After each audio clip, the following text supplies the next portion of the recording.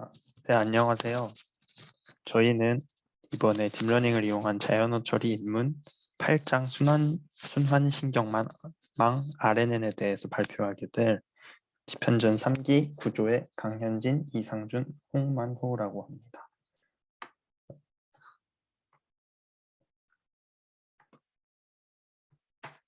네, 그래서 저희가 이번에 발표하게 될 내용은 일단 기본적인 바닐라 RNN, 순환신경망이라고 불리는 RNN과 그 다음에 이 RNN의 한계점을 좀 극복하기 위해서 나온 모델인 장단기 메모리 LSTM 그리고 게이트 순환 유닛 GRU에 대해서 좀 알아보고, 그리고 이제 케라스에서의 이러한 모델들의 사용법과 그 다음에 저희 위키독스에서 조금 다뤘던 실습 하나 정도를 같이 알아보는 시간을 가지도록 하겠습니다. 네, 그럼 먼저 순환신경망 바닐라 RNN에 대해서 알아보도록 하겠습니다. 일단 RNN은 시퀀스 데이터에 대해서 좀 이런 데이터들을 좀 처리하기 위해서 나온 그런 기본적인 인공신경망 모델입니다. 그래서 원래 앞에서 저희가 배웠던 신경망들은 응lik층에서 활성화 함수를 지난 값들이 오직 그 출력층 방향으로만 향했는데요.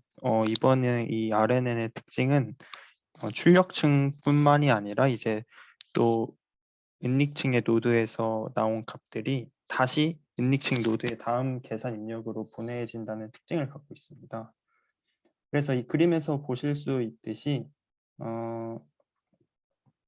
그 함수를 통해 결과를 내보내는 역할을 하는 이 노드, 이 초록색 노드들을 셀이라고 하고요.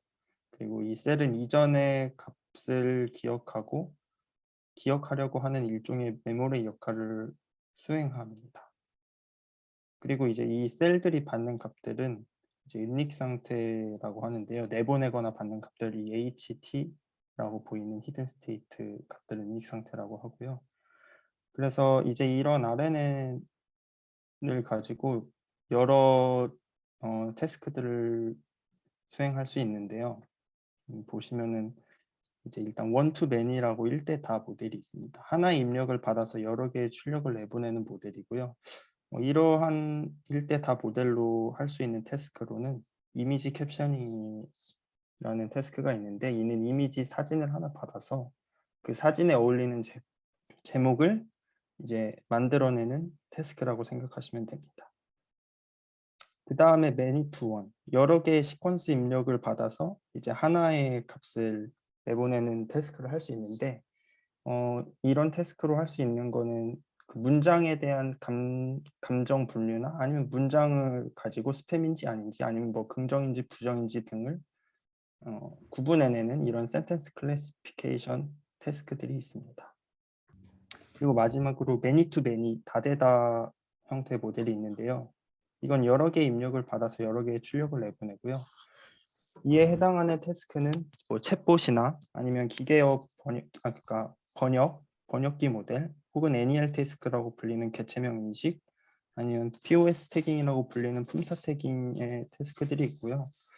개체명 인식이나 품사 태깅 등의 태스크들은 조금 생소하실 수 있는데 이는 뒤에서 배우실 수 있고, 간단히만 알아보자면 개체명 인식 같은 경우에는 단어를 보고 그 단어가 어떤 유형인지 인식하는 작업을 뜻하고요. 품사 태깅은 이제 토큰화된 단어에 대해서 그 토큰이 어떤 품사인지를 판단하고 품사를 붙여주는 작업이라고 생각하시면 되겠습니다. 그래서 이제 기본적으로 RNN이 어떻게 작동하는지 한번 수식을 통해서 알아보고자 하는데요. 먼저 좀 결론부터 말씀드리면은 거의 똑같습니다. 그동안 배웠던 그냥 input 값에 그 가중치를 곱하고, 그리고 이제 바이오스를 더해서 이제 비선형 함수를 넣고 나온 값이 이제 그 히든 스테이트 벡터 은닉층의 값이라고 하는 게 되는데요. 근데 여기에서 좀 차이점이, RNN은 이전 상태의 은닉층 값을 받기 때문에 가중치가 하나가 더 필요합니다. 여기서 보시면 그 WH라고 하는 은닉층에 곱해지는 가중치가 하나 더 필요하고요.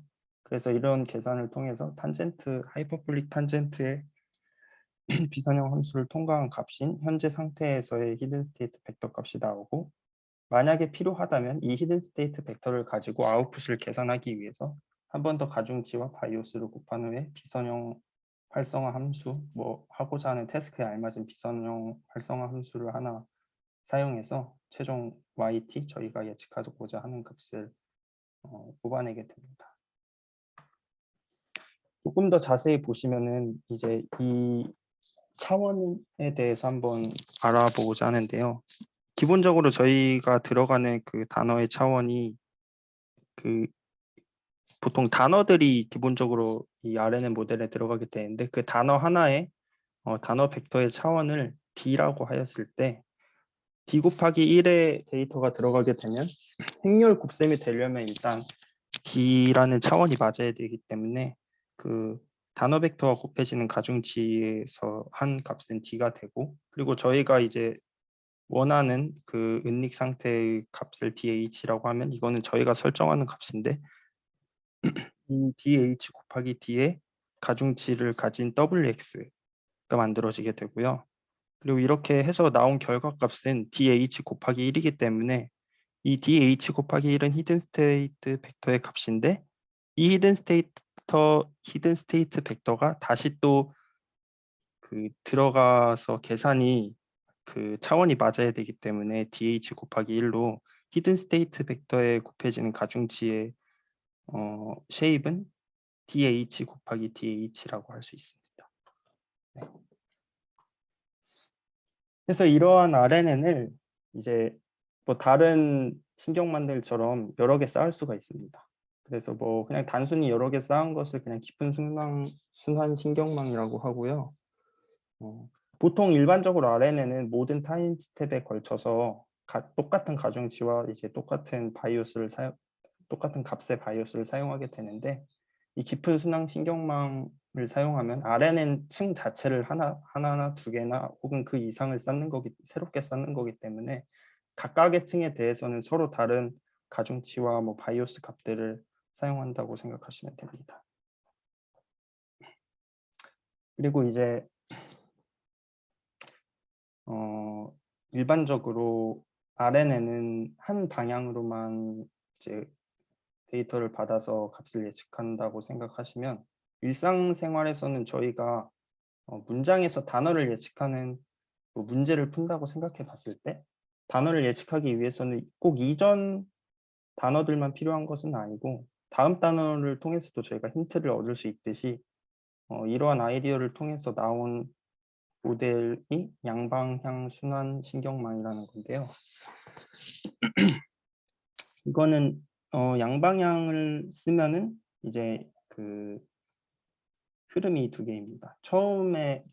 원래 보고 있던 단방향, 처음 시작부터 문장의 끝까지 흐르는 방향과 문장의 끝에서 문장이 처음으로 흘러서 계산되는 방향을 가지고 있다고 생각하시면 됩니다. 그래서 여기에서 정방향과 역방향 두 개의 메모리셀을 사용한다고 되어 있는데, 네. 얘네 둘도 마찬가지로 그 가중치를 공유하지는 않고요. 서로 다른 가중치를 사용해서 계산을 해서 이 두 값을 함께 활용해서 이제 저희가 예측하는 태스크를 수행하게 됩니다. 네, 그래서 RNN을 알아봤고요. 그 다음에 이제 이 RNN의 단점을 보완한 장단기 메모리 LSTM에 대해서 알아보도록 하겠습니다.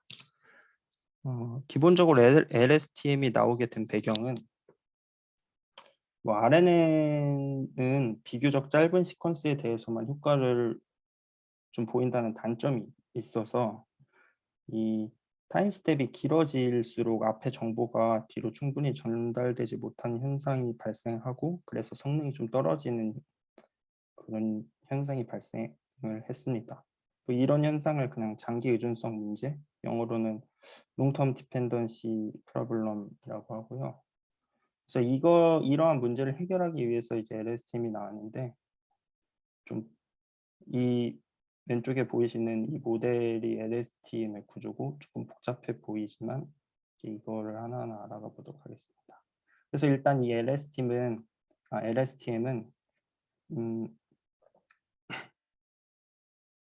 게이트들을 좀 여러 개 가지고 있는데 각각의 게이트에서 RNN과 비슷한 그냥 계산들 가중치와 인풋 값을 곱하고 바이오스를 더하고 활성함수를 통과해서 나온 값들을 가지고 이제 여러 가지 일들을 수행하는데요.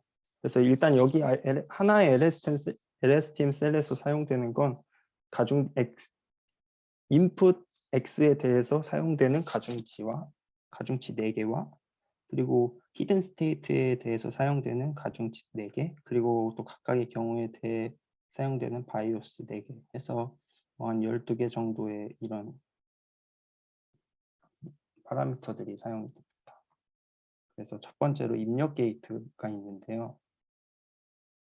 인풋 게이트라고도 하고요. 이 게이트의 역할은 현재 정보를 기억하기 위한 게이트입니다.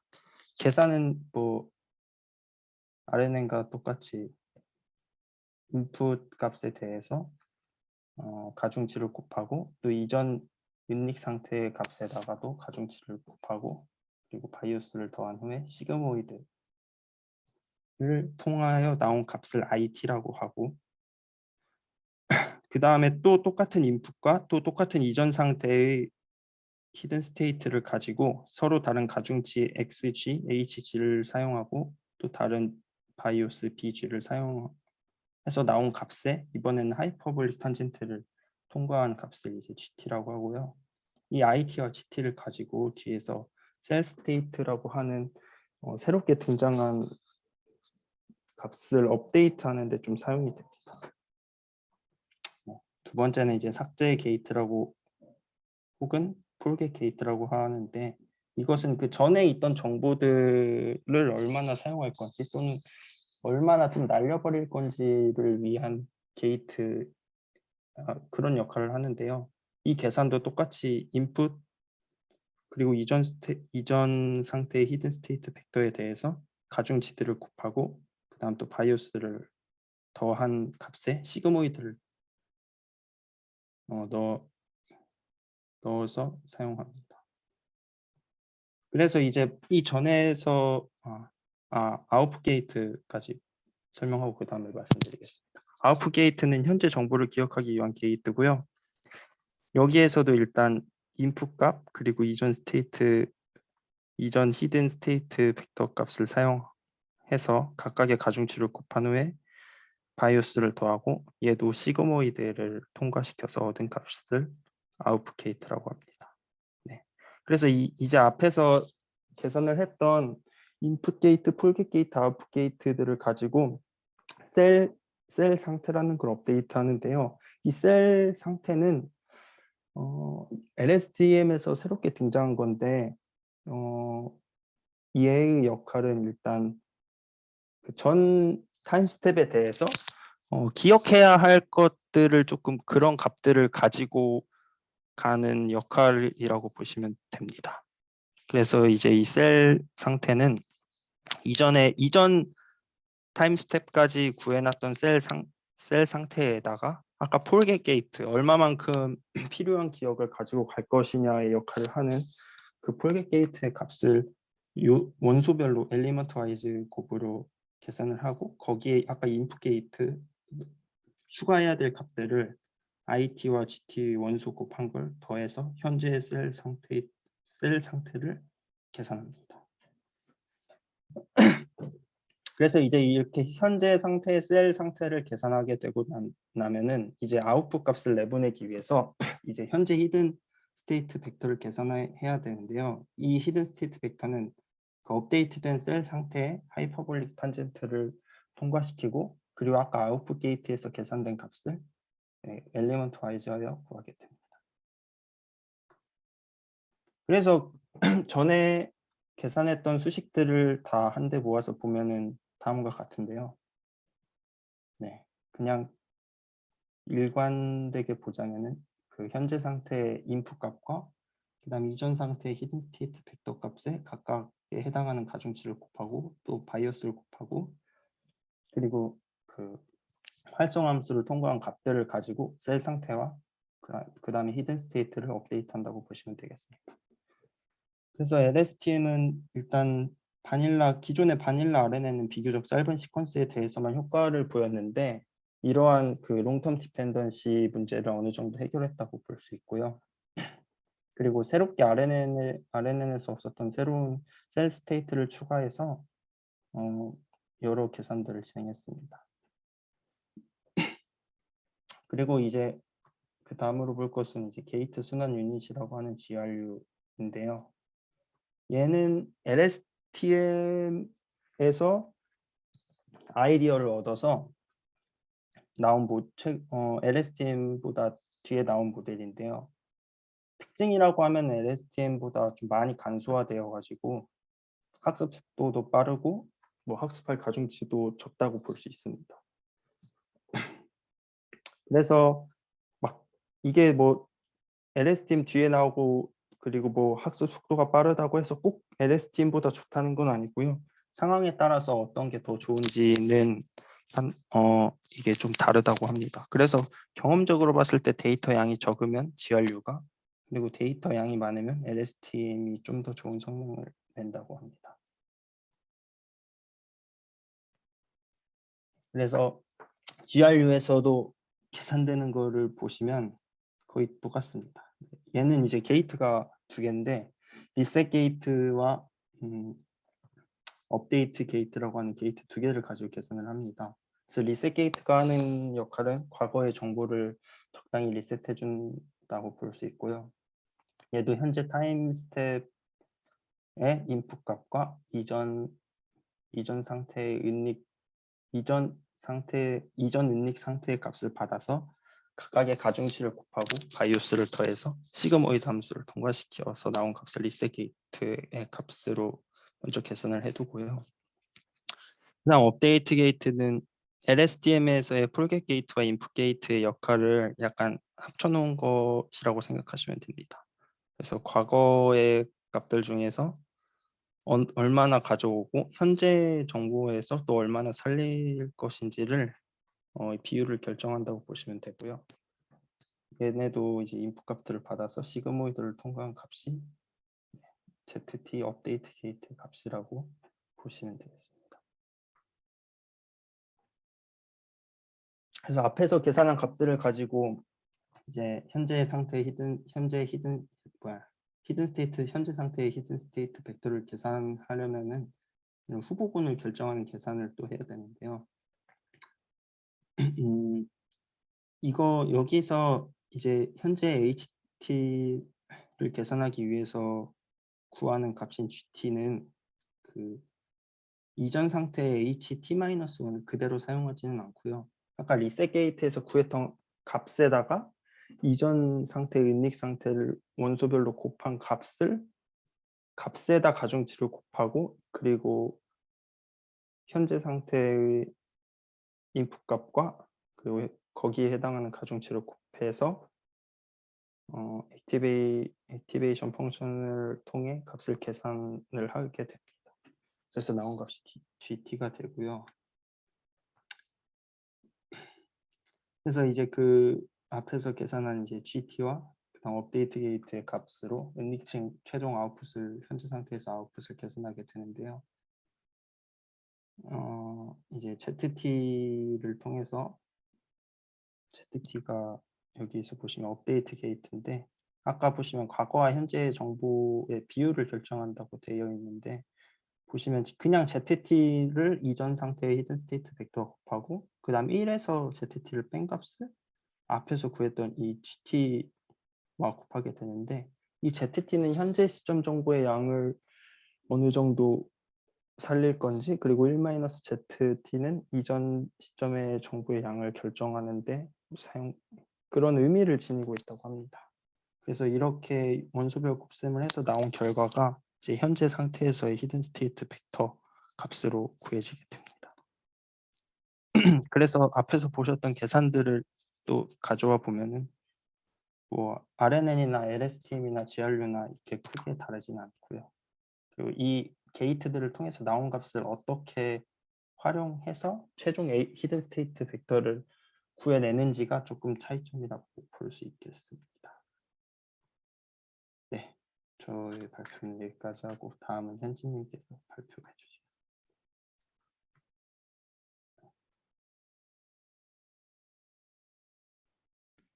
네, 제 화면 보이시죠? 저는 이제 4번 목차인 케라스의 심플 RNN 그리고 LSTM부터 발표를 할 건데요. 잠시만요. 네. 먼저 이제 심플 RNN부터 보자면 RNN을 심플 RNN이라고 이제 표현을 했는데 이 RNN이 케라스의 심플 RNN이라는 라이브러리를 이용해서 사용을 할 수가 있습니다. 이제 선언할 때 은닉 상태인 히든 스테이트의 크기를 설정해 줘야 되는데요. 인풋은 이제 배치랑 타임 그리고 시퀀스 타임 시퀀스 그리고 인풋 디멘전이라는 3D 텐서 값이 차례대로 도출이 되게 되는데 여기 잠시만요. 잠시만요.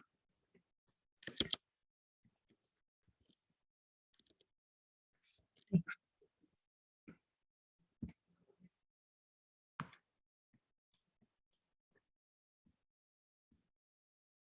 지금 화면이 약간 안 맞아서 제가 약간 실수가 있었는데요.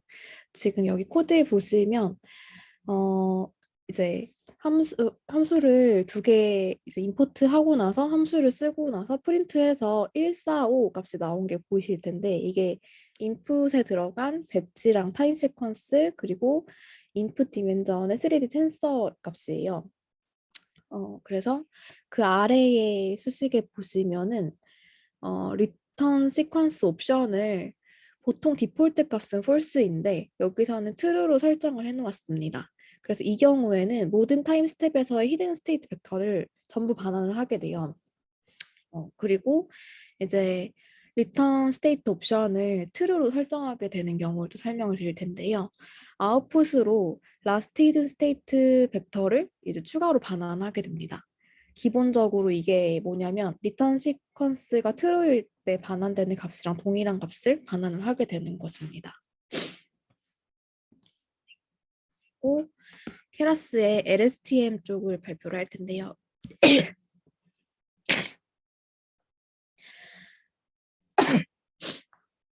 죄송합니다. 네, LSTM은 케라스의 LSTM을 이용해서 또 사용을 할 수가 있는데요.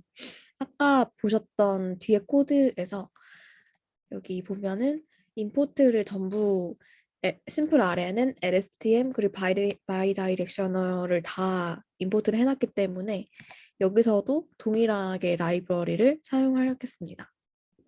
그래서 선언할 때 RNN과 마찬가지로 여기서는 은닉 상태의 크기를 설정해줘야 됩니다. 인풋 값은 아까 앞에서 설정해놨던 값을 그대로 쓰기 때문에 생략하도록 하겠고요. 그래서 앞장에서 인풋 값의 값과 동일한 값을 쓰게 되고 그리고 위에 보시면은 여기 저희 프린트해서 맨 첫 번째 줄에 보시면 히든 스테이트의 쉐입을 프린트한 걸 보실 수가 있어요. 그래서 이 쉐입의 값은 아웃풋 값이 되게 됩니다. 그리고 리턴 시퀀스의 옵션이 원래 디폴트가 false인데 여기선 true로도 설정을 해서 봤을 때 모든 타임 스텝에서의 히든 스테이트 벡터를 반환하는 것을 볼 수 있습니다. 그리고 리턴 스테이트 옵션을 true로 설정할 경우를 설명드리자면 아웃풋으로 last hidden state 벡터와 last cell state 벡터 값을 추가로 반환하는 것을 보실 수가 있습니다. 그리고 클래스의 바이다이렉셔널 LSTM을 보실 텐데요. 바이다이렉셔널 기능은 아까처럼 아까 처음에 임포트했던 바이다이렉셔널 그러니까 케라스의 바이다이렉셔널을 이용해서 사용을 하는 것인데 여기서는 RNN 혹은 LSTM 혹은 GRU와 같은 모델을 감싸주면 됩니다. 그래서 맨 처음에 여기 BIL, STM, 바이 LSTM 이렇게 해가지고 여기 보시면 바이렉셔널과 LSTM을 감싸준 것을 보실 수가 있습니다. 그리고 인풋 값은 아까 맨 처음에 케라스 임포트 할 때 봤던 값은 배치와 타임 시퀀스 그리고 인풋 디멘전의 3D 텐서와 동일하고요.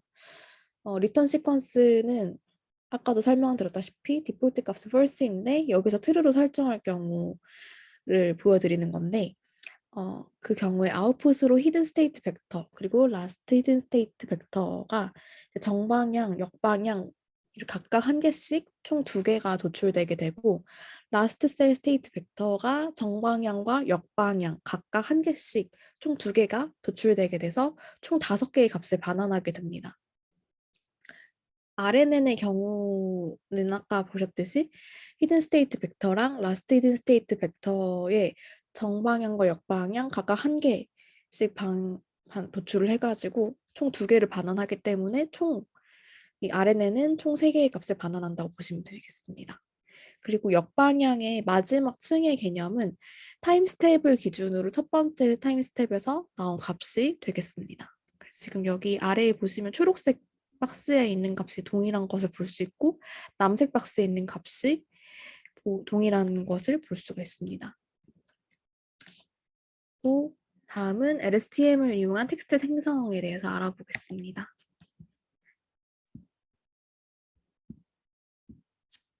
네, 여기는 위키독스에 있는 방법 그대로 데이터 전처리 과정을 진행을 했는데요. 이전 챕터부터 많이 나온 내용이라서 이 전처리 과정 진행하는 과정은 캡처에서는 생략을 했고요. 이 전처리 과정을 바탕으로 학습 데이터를 도출해서 그걸 가지고 모델 설계부터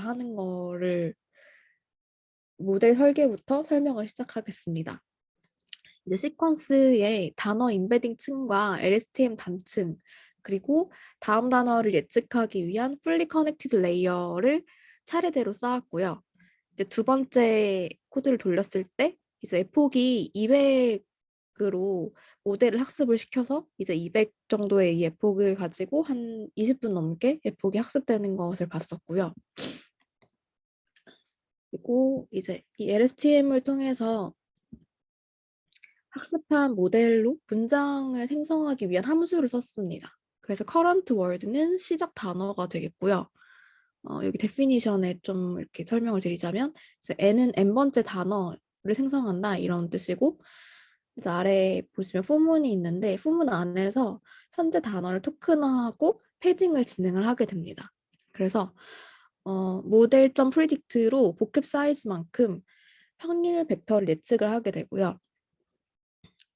그리고 fu문 안에 fu문이 또 있는데 그 바로 위치를 보시면 np.argmax라고 있어요. 그래서 argmax라는 걸로 가장 확률이 높은 단어의 인덱스를 구하게 됩니다. 그리고 그 다음 줄에 fu문을 돌면서 인덱스에 해당하는 단어를 가져오고요. 현재 단어에 예측 단어를 더해서 새로운 문장을 생성을 하게 됩니다.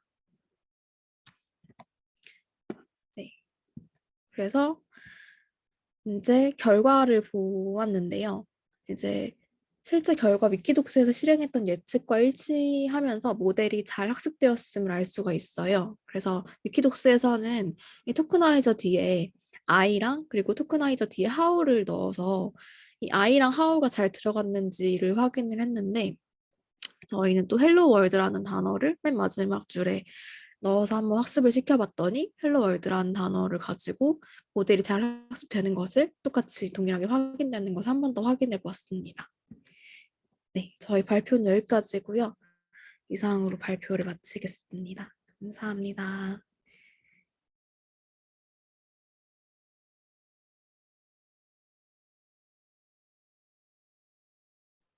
네, 질문 있으시면 해주시면 감사하겠습니다.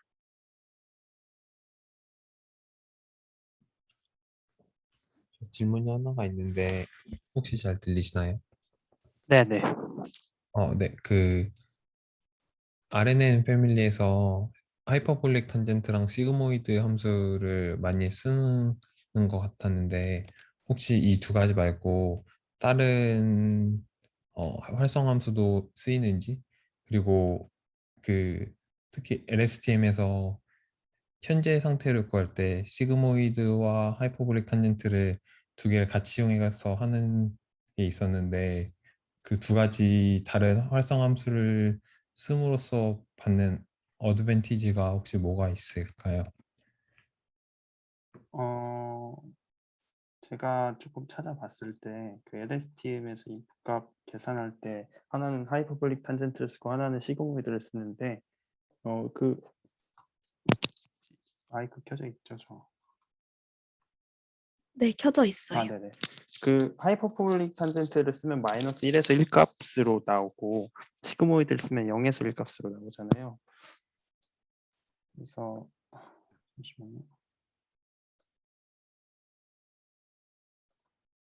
네. 그래서 그 현재의 값을 그 현재 값을 마이너스 1에서 1 정도의 값을 그냥 0에서 1 사이의 그 비율 얼마만큼의 비율을 그러니까 현재 타임 스텝에서도 좀 필요한 값들이 있고 버려야 할 값들이 있는데 그거를 이제 시그모이드를 통해서 얼마만큼의 비율을 살려서 넣어줄 건지를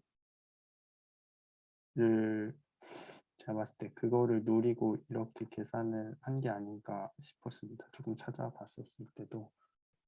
그리고 또 하나의 질문이 어떤 거였죠? 네. 일단 좋은 답변 감사드립니다. 그 다른 질문 하나는 하이퍼볼릭 탄젠트나 시그모이드 말고 혹시 다른 활성화 함수를 아, 쓰기도 하는지. 네, 그것도 그 찾아봤었는데요. 뭐 렐루 님 요거는 같은 제가 것, 답변 드릴게요. 아, 네네네. 네, 일단 말씀하신 대로 저거 RNN에서는 그 자료에서 보셨다시피 웨이트를 계산할 때 t-k 시점일 때 그 k가 커지면 커질수록 그 그레디언트가 소실되기 때문에 그 문제를 해결하려고 등장한 게 LSTM이 맞고요. 이해하신 대로. 그리고 액티베이션 펑션 같은 경우에는 지금까지는 아마 저희가 계속 렐루를 가지고 다뤄왔을 걸로 기억을 하는데 저희가 하이퍼 탄젠트를 사용하는 이유는 렐루를 액티베이션 펑션으로 사용을 했을 때 웨이트가 발산이 되는 경우가 있습니다. 그래서 그거를 방지하기 위해서 액티베이션 펑션을 하이퍼 탄젠트로 사용을 하는 거고요. 시그모이드 같은 경우도 이제 원투매니, 매니투매니 다양한 태스크에다가 이제 리크런트 사용하는 모델들을 적용을 할 수가 있을 텐데 뭐 원투매니든 매니투매니든 어쨌든 우리는 로스를 계산해야 되는 모델들을 학습시키고 있기 때문에 예, 그 로스를 계산하는 관점에서 시그모이드랑 소프트맥스를 사용한다. 대신에 이제 아웃풋 관점에서 이진 분류면 시그모이드 통해서 로스를 계산을 할 거고 다중 분류면 소프트맥스를 통해서 로스를 계산할 거기 때문에 그 함수들을 쓴다. 그래서 정리를 하자면 액티베이션 펑션으로 하이퍼 탄젠트를 쓰는 이유는 웨이트의 발산 여부를 막기 위해서 고어 어드밴티지를 하나 보고 쓰는 거다라고 답변 드릴 수 있을 것 같은데 혹시 답변이 되셨을까요? 네, 답변 많이 됐습니다. 좋은 답변 감사합니다. 네, 블로그 채팅창도 감사합니다.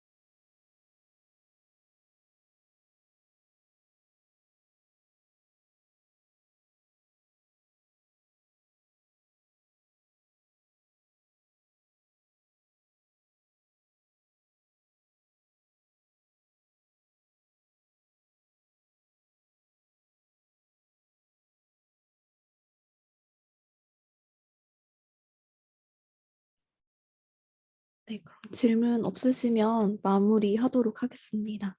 저희 구조 RNN 발표 들어주셔서 감사합니다.